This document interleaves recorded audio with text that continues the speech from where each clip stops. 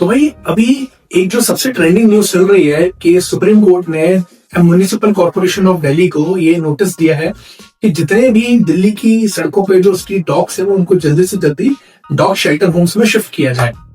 खैर वो हमारी डिस्कशन का मुद्दा नहीं है। डिस्कशन का हमारा टॉपिक ये है कि जो डॉग इकोनॉमी है, जो पेट इकोनॉमी है, वो कितनी मैसिवली ग्रो कर रही है। मतलब यदि आप देखेंगे तो ये कुछ सालों में ही 30 से 40% बढ़ के इसकी ग्रोथ मिली है। 30 से 40% इसको ग्रोथ मिली है। आइए हम समझते हैं कि किस तरीके से इसमें एनहेंसमेंट हुआ है। यदि आप देखेंगे तो 2019 में ये 2.1 करोड़ थी और 2021 तक ये इकोनॉमी 2.1 करोड़ बढ़ के हो गई है। इसका मतलब लगभग 30% का ग्रोथ मिला है इसको। और यदि हम इसके मार्केट कैप की बात करें, भारत का पूरा जो पेट इंडस्ट्री मार्केट है वो 2024 में लगभग 3.6 बिलियन डॉलर का था, मतलब करीबन 30,000 करोड़ रुपए का। 2028 तक ये आंकड़ा लगभग दोगुना हो जाएगा।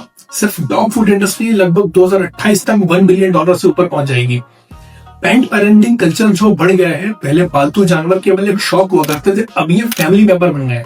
48% प्रोडक्ट्स तो केवल फूड, डॉग, उनके जो एसेसरीज हैं, उनके जो प्लेइंग टॉयज आते हैं उसकी इंडस्ट्री है। और 52% इंडस्ट्री इनकी सर्विस इंडस्ट्री है, जहाँ पे इनकी grooming, health care, training, boarding, इन सारी चीजों को कराया जाता है। 2032 तक भारत की पूरी pet care economy almost 2.1 lakh crore रुपए यानी कि 25 बिलियन डॉलर तक पहुंच जाएगी।